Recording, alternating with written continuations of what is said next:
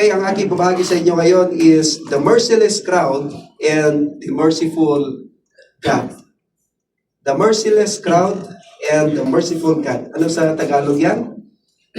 Merciless is walang awa, di ba? Ang walang awang karamihan at ang maawaing Diyos. Ang ating main text ay sa Luke chapter 23. Whole chapter yan. Okay, Luke chapter 23, whole chapter. Umpisahan ko siyang basahin sa verse 32. It says, 2 other men, both criminals, were also led out with him to be executed. When they came to the place called the Skull, they crucified him there along with the criminals, one on his right, the other on his left. Jesus said, Father, forgive them, for they do not know what they are doing. And they divided up his clothes by casting lots. The people stood watching, and the rulers even sneered at him. They said, He saved others, let him save himself, if he is God's Messiah, the chosen one. The soldiers also came up and mocked him. They offered him wine vinegar and said, If you are the king of the Jews, save yourself. There was a written notice above him which read, This is the King of the Jews. One of the criminals who hung there hurled insults at him, Are not you the Messiah? Save yourself and us. But the other criminal rebuked him, Don't you fear God? He said, Since you are under the same sentence, we are punished justly, for we are getting what our deeds deserve. But this man na tumutukoy kay Jesus has done nothing wrong. Then he said, Just remember me when you come into your kingdom. Jesus answered him, Truly I tell you, you will be with me in paradise. Amen. Familiar scriptures, mga kapatid. Hanggang verse 43 lang ang babasahin ko. Kasi ang kasunod na niyan is the death of Christ. This time, titignan natin ang ating mga sarili na nakatayo. Kumbaga, doon sa Kalbaryo, hanggang sa ipinako ang ating Panginoong Hesukristo. Kumbaga, pinapanood natin yung buong pangyayari. Dito maraming mga taong nagkatipon simula sa mistrial ng Panginoon at sa pagpapahirap sa Kanya hanggang sa ipako siya sa krus. At itong mga taong ito ay ginagawa siyang katatawanan. Inaabuso physically and verbally at kinukutya nila siya or they are mocking him. Talagang sinisikap nilang tratuhin ang Panginoong Hesus ng may labis na kahihiyan with as much dishonor sa abot ng kanilang makakaya ng walang paggalang at paghamak. Kumbaga, yung level ng kasalanan dito ay nasa pinakatuktok na. Pati yung kanilang kalapastanganan or blasphemy ay sobra na. Doon sa Calvary, makikita natin ang kaibahan sa pagitan ng walang awang pang-iinsulto ng karamihan or the merciless insults of the crowd at ang maawaing pamamagitan ni Kristo or the merciful intercession of Christ. At iyan ang dalawang point na nais kong makita nyo, lalo na sa context ng siya ay napako sa krus. Tignan natin ang karamihan dyan na nagkatipon or ang sabi kasi doon, the crowd. Sila ay binubuo ng 4 groups. There are the people, the leaders, the soldiers, and the thieves. At lahat sila ay may parehong response kay Jesus. Wala silang simpatya, walang puso, malupit, at brutal. Tignan natin ang first group.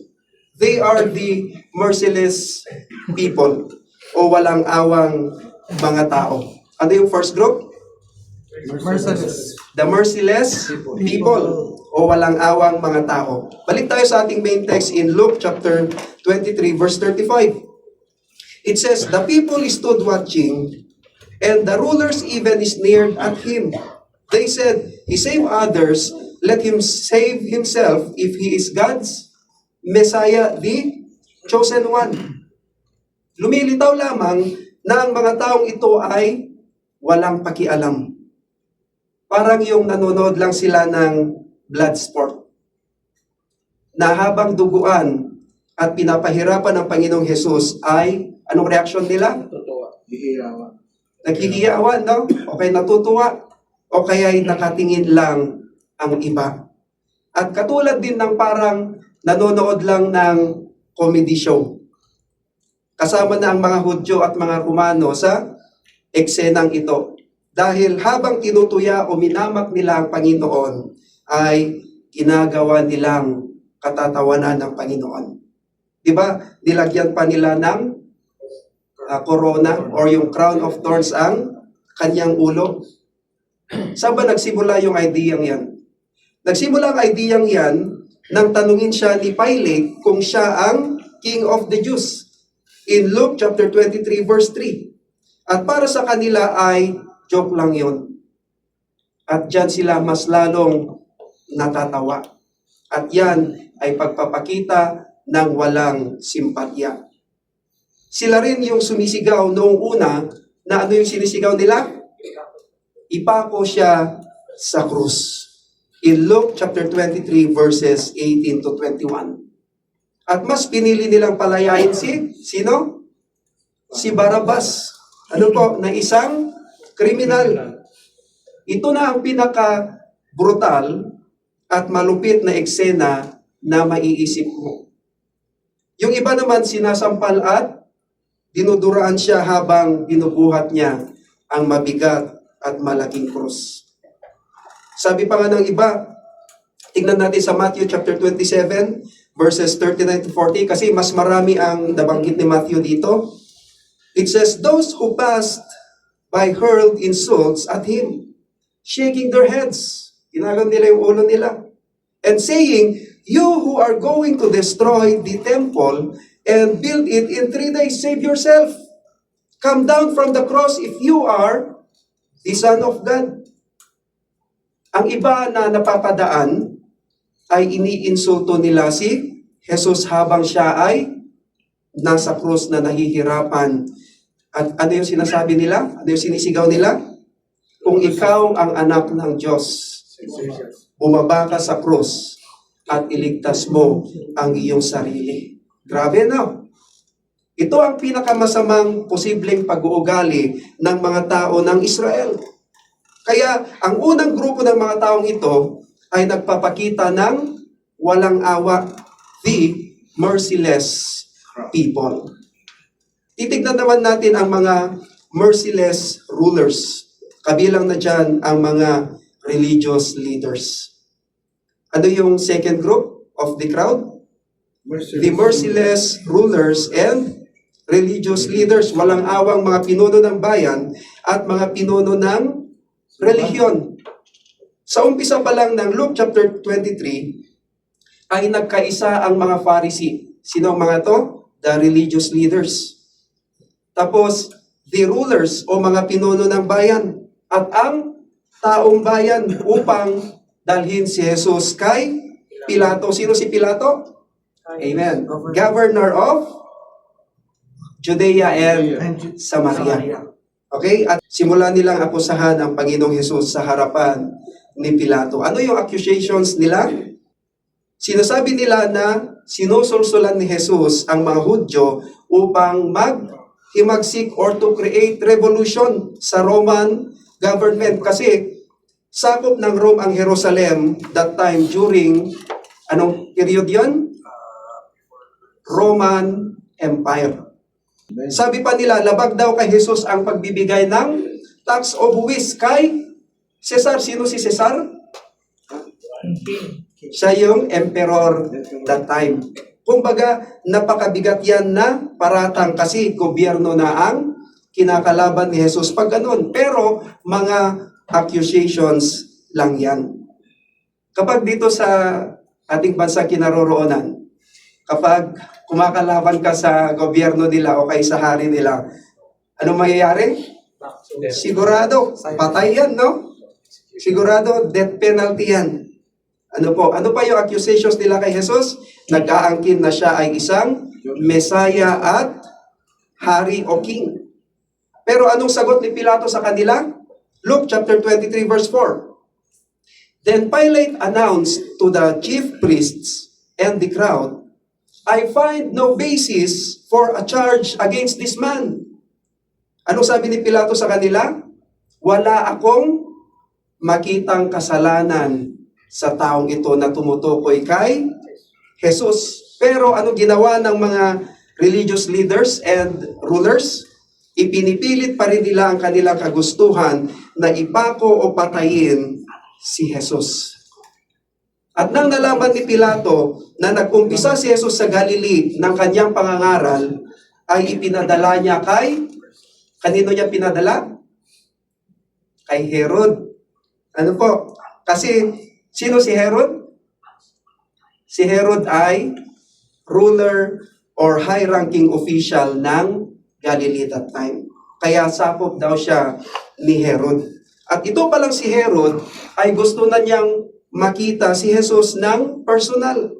Dahil naririnig na niya ang tungkol kay Jesus na gumagawa ng mga himala.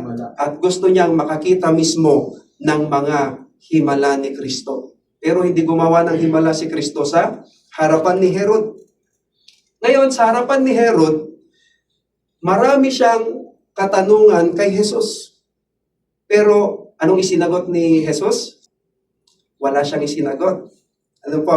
Luke chapter 23 verse 9. It says, He plied him with many questions. Sino yan? Si Herod.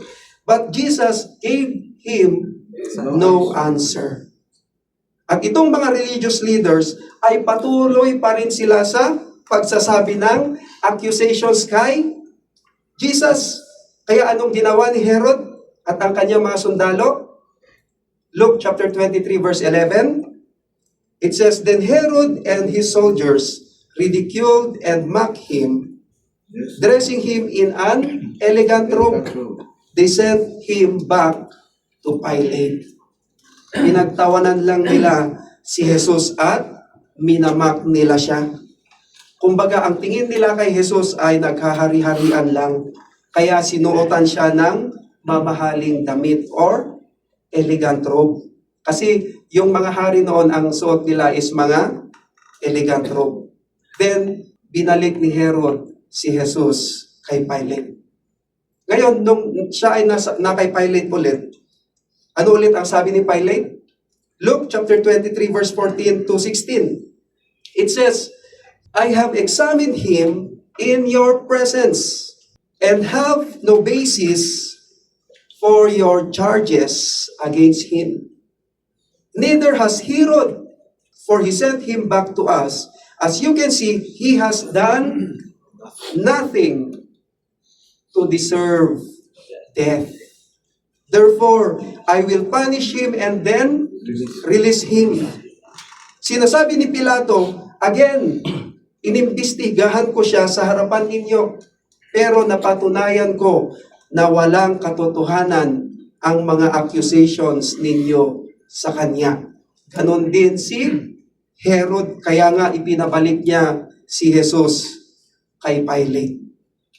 Kaya ang parusa lamang na gagawin sana ni Pilate kay Jesus ay ipapahagupit. Okay, ang other term is ipapabugbog. After that ay palalayain na niya ito. Pero in Luke chapter 23 verses 18 to 24, anong ginawa ng mga taong bayan? Ay sabay-sabay na sumigaw ang mga tao na ipako si Jesus sa krus or crucify him. Gusto nila death penalty ang parusa. Itong mga religious leaders and rulers ay ini-encourage nila ang mga tao na sumigaw na ipako si Jesus sa krus. Kaya anong ginawa ni Pilate? Kahit wala siyang pwedeng ikaso at wala siyang makitang kasalanan kay Jesus, anong ginawa ni Pilate? Luke chapter 23 verse 24. So Pilate decided to grant their demand. Pinagbigyan niya ang kahilingan ng taong bayan. Kasi kung hindi niya papahintulutan yung demand ng taong bayan. Anong mangyayari? Magkakaroon ng malaking kaguluhan. At baka siya naman ang paginitan ng taong bayan na sasabihin, kinakampihan niya si Jesus na kumakalaban sa gobyerno. At pwede siyang maparusahan at mawala sa kanyang posisyon kung ganon. So anong makikita natin dito kay Pilate? Makikita natin na si Pilate ay hindi naninindigan sa katotohanan. Tignan nyo in Luke chapter 23 verse 22, it says, for the third time, okay, pangatlong pagkakataon, he spoke to them. Ito si Pilate. Sabi niya, why? What crime has this man committed? I have found in him no grounds for the death penalty. Therefore, I will punish him and then release him. Pero nagbago yan in verse 24. Nagbago yung kaniyang decision.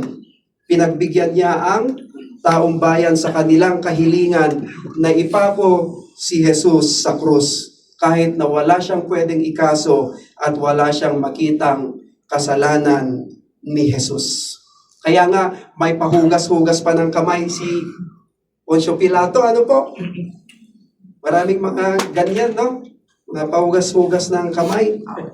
Sabi ni Matthew in Matthew chapter 27 verse 24, he took water and washed his hands in front of the crowd. Sa kanya sinabi, I am innocent of this man's blood.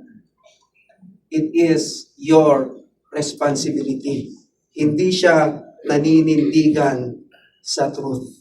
Even Herod, pinagtawanan at tinuya or himak the Lord Jesus Christ in verse 11. Pilate and Herod are government officials, but they don't stand for truth. Dahil dyan, they are merciless.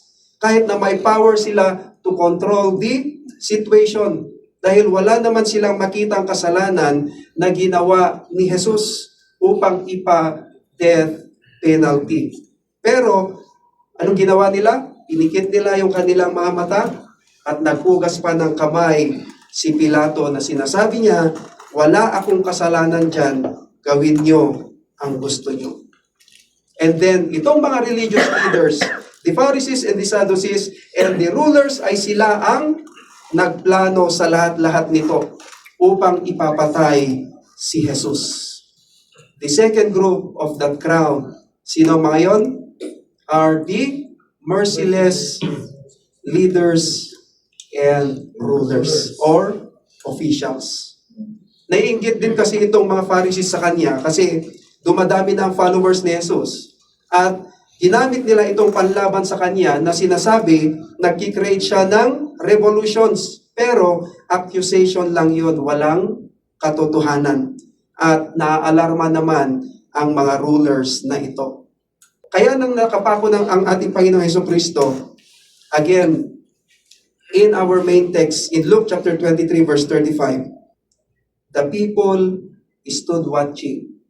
And the rulers even sneered at him. Other terms of sneered is, mock, o pangungutya, o paglibak. Ano sinasabi nila kay Jesus? They said, He saved others. Let Him save Himself if He is God's Messiah, the chosen one.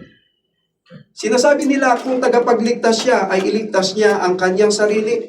Hindi ba panlilibak o pangungutya yan? Now, here are the third group. The merciless soldiers.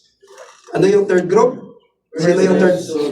Amen. The merciless soldiers o ang walang awang mga kawal.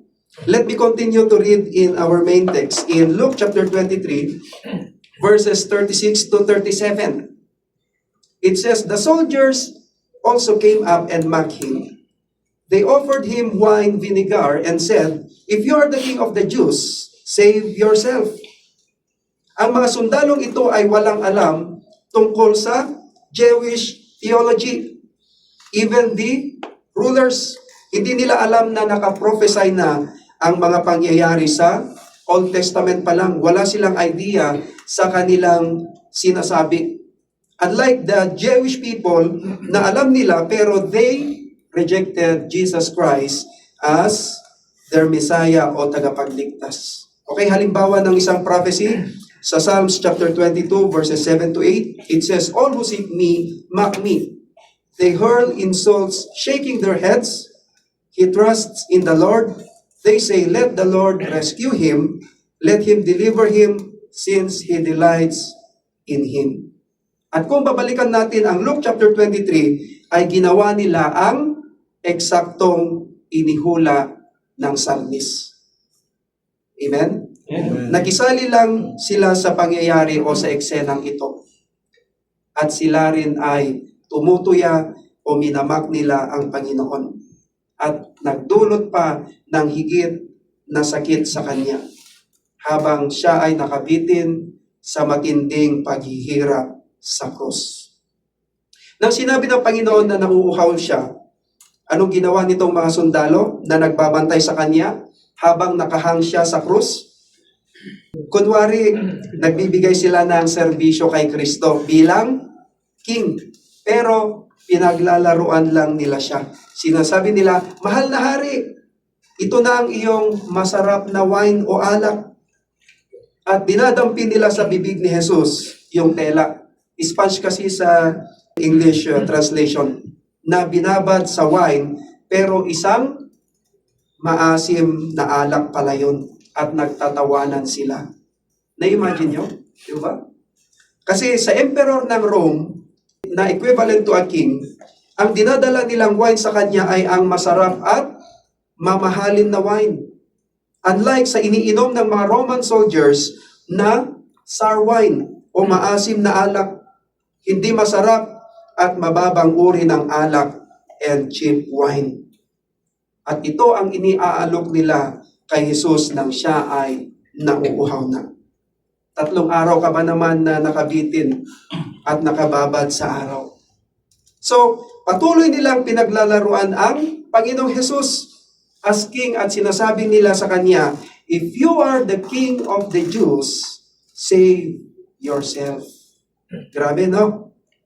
Isa pa ito ang mas ginagawa nilang katatawanan. Luke chapter 23 verse 38. It says, there was a written notice above him, which read, this is the King of the Jews. Sino nagpalagay dyan? Alam nyo yung, di ba, yung sa dati, hindi na natin nakikita ngayon eh. Di ba, nung kinako si Christ, merong nakasulat dito sa above his head. Ano yun? Inri. Ano po? Sino may idea nun? Sino nagpalagay nun? Ayun, amen. Okay, pinalagay ni Pilate. Okay, sa taas ng ulo ni Jesus sa krus. Ano ulit yung nakasulat doon? The abbreviation na INRI. Ano yung ibig sabihin nun? He is the King of Jews. Amen. No, sa English is Jesus of Nazareth, King of the Jews. Kaya INRI yung nilagay niya. That is a abbreviation ng Latin word. Na ibig sabihin, Jesus Nazarenus Rex Iudaeorum. Hindi ko alam kung tama yung pronunciation, yung last word, Bro Jason. Okay? So yun yung ibig sabihin ng INRI. Na ibig sabihin sa English, Jesus of Nazareth, King of the Jews. Nagustuhan ba ng mga Jewish leaders yung pinalagay ni Pilate? Of course, hindi nila gustuhan yun. Kasi sa umpisa pa lang, ay inaakusahan na nila si Jesus na nag-aangking siya ay hari. Pero hindi binago ni Pilate yan. Kaya niya pinalagay ang placard na yan sa krus dahil ito ang way niya to mock the Jewish leaders o para naman tuyain sila. Kasi they blackmailed him at fino-force nila siya na gawin ang kanilang demand na death penalty para kay Jesus. Ilang beses nilang kinausap si Pilate? 3 beses. Kinausap pa nila si Herod. Pero wala talagang makita si Pilate and Herod na kasalanan ni Jesus. Balik tayo sa mga soldiers na ito. Ano pa ang kanilang ginawa kay Jesus? Luke chapter 23 verse 34. And they divided up his clothes by casting lots. Okay, tignan natin sa John chapter 19 verses 23 to 24 dahil mas marami ang binanggit ni John mula dito. It says, when the soldiers crucified him, Jesus, they took his clothes, dividing them into 4 shares, one for each of them, with the undergarment remaining. This garment was seamless, woven in one piece from top to bottom. Let's not tear it, they said to one another. Let's decide by lot who will get it. Magpalabunutan sila. Tuloy kong basahin. This happened that the scripture might be fulfilled that said, they divided my clothes among them and cast lots for my garments. So this is what the soldiers did.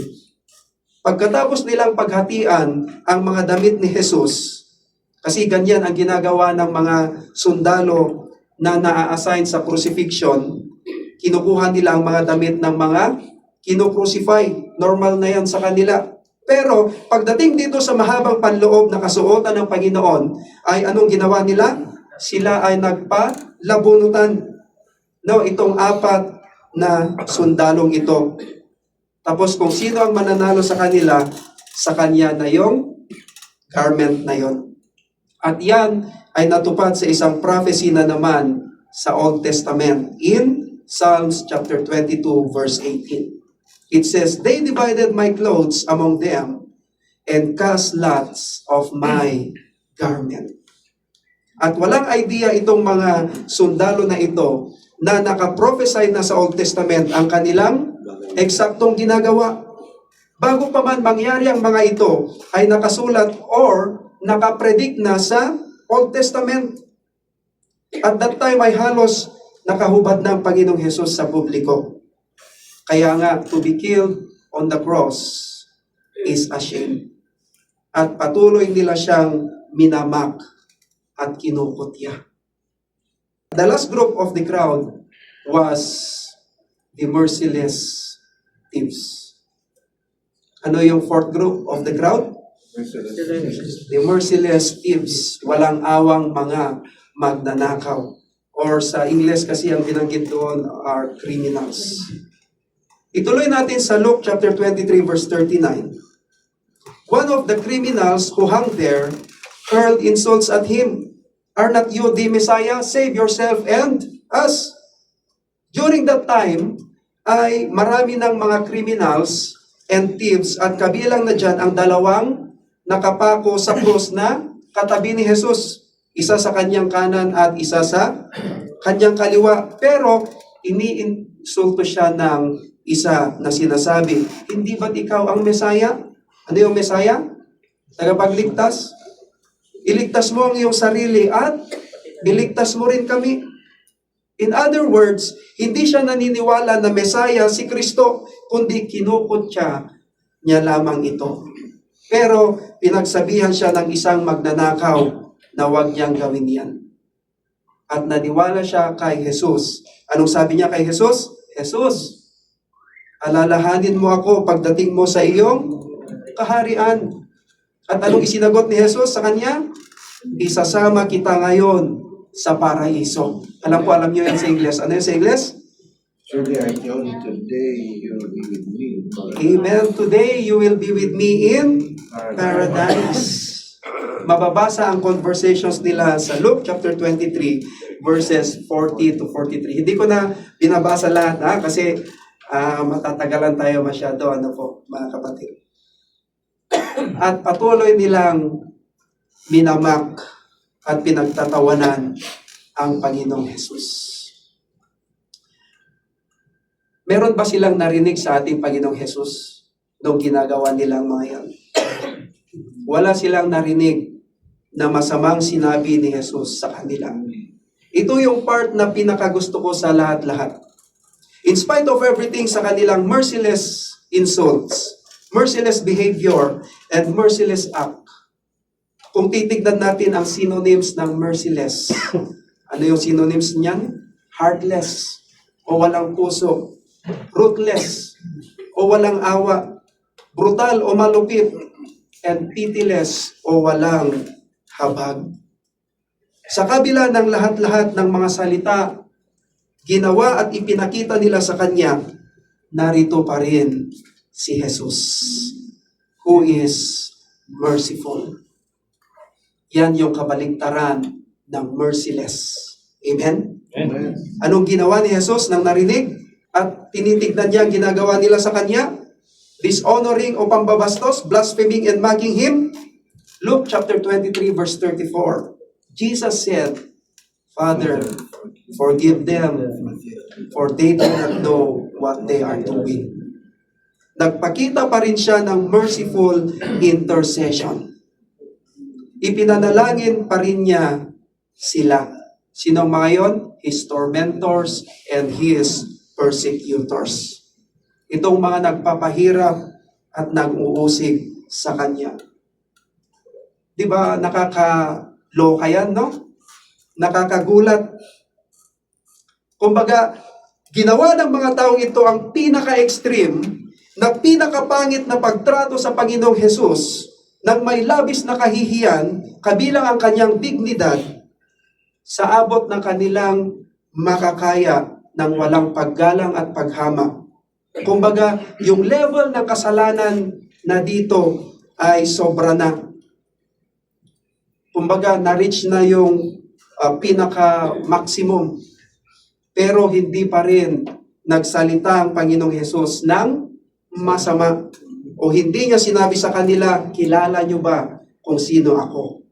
Hindi siya nagbigay ng curse sa kanila, kundi gumawa agad siya ng isang panalangin at sabi niya, Ama, patawarin mo sila sapagkat hindi nila alam ang kanilang ginagawa. Ano ang prayer request niya? Hinihiling niya sa kanyang Father na magbigay pa rin ng forgiveness para sa kanila habang siya ay ipinako sa krus. At yung panalangin niyang yan, ang first of the 7 statements of Jesus on the cross. At sumunod na dyan yung 6 pang statements niya on the cross. At dahil sa kanyang panalangin na yan, ay maraming pinatawad ng Diyos dahil kay Jesus. Amen? Amen. At sa pangyayaring ito, sa panunood ng centurion, ano yung centurion? Commander of the Roman army. Okay? Habang nanonood itong centurion at ang kanyang mga tauhan, at nakita nila ang buong pangyayari, sila ay nasindak. Okay, hindi ko na isa-isahin yung mga pangyayari dyan. Merong earthquake, nahati yung templo, yung curtain. No, hindi ko na po isa-isahin. Ano yung, nung nasaksihan lahat nilang mga ito, sila ay nasindak. Luke chapter 23 verse 47, it says, The centurion seeing what had happened, praised God and said, Surely this man